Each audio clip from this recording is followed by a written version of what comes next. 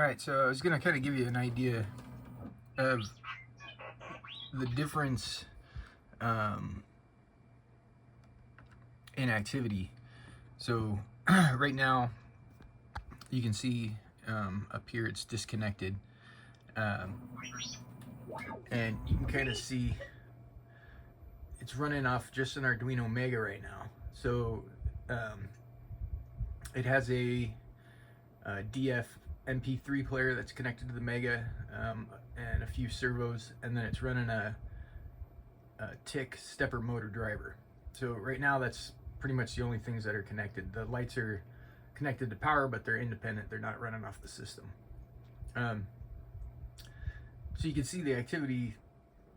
It has some automation, but there's not a whole lot going on other than a few subtle animations. So the idea is what the software does. If you come up here and you connect it,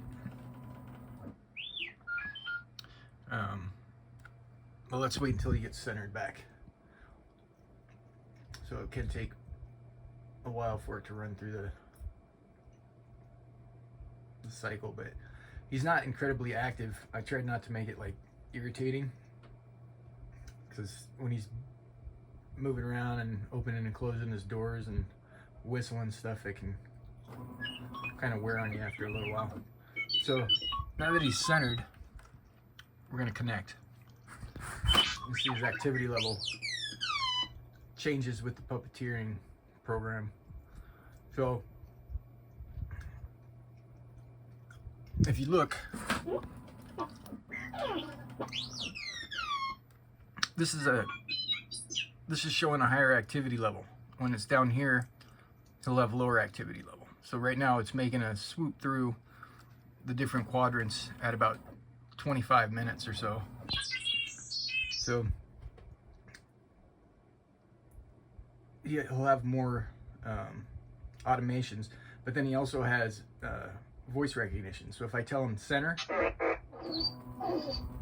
or open, halfway, close. So he has an automation sequence that's running in the background, and sometimes that'll interrupt the voice commands. So he's kind of like a little bit more independent, has his own sort of attitude adjustment going on. So what the software allows you to do is you can go in and you can program the various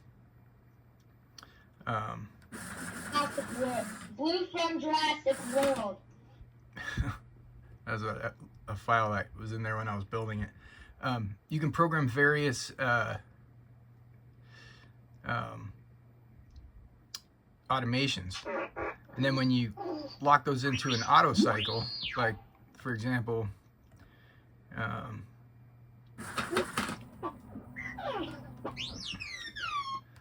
like a right return, he turns to the right and then returns, and that's on an auto cycle set for a random interval, anywhere within those 5 minutes. So as he calls those sequences, it calls it up to this and it runs it. And then if you go into the serial comms, you can see everything that's going on, what the Arduino is picking up. So it's basically like your Arduino serial monitor, and it gives you kind of indication as to what he's doing. So for example, if I give him a command of center, you can see it called a Z. So if I go back to the VU meter and I find center, which is right here, Blue from Jurassic World. you can see it's calling that Z. So if I went to serial comms and I put a Z in here, and then I added in a folder call. So let's say I'll call folder 1 song, or folder 1 file 1, and then I turn that on. Whoops. Now when I call center,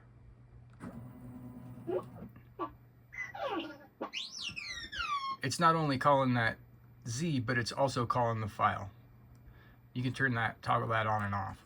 So it's kind of generic. The idea is that you can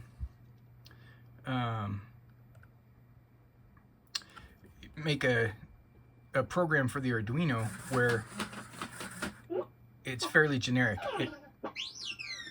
It has calls and commands for the motors and servos and sensors, and then you come back to the puppeteer over here and you can control those. So he has a small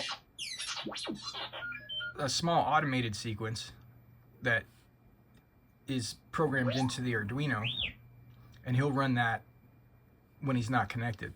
So for example, if I come over to the serial comms and I disconnect it, he goes back into that automation cycle where it's a limited automation, but it's still, you know,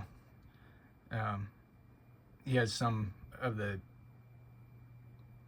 R2D2 functions. But when you connect him to the software, then he gets all these additional animations and voice control, the mood, etc. So that's the idea, is that you have kind of like a generic controls programmed into the Arduino, and then this program will utilize those controls that are built into the Arduino to animate and pass audio through.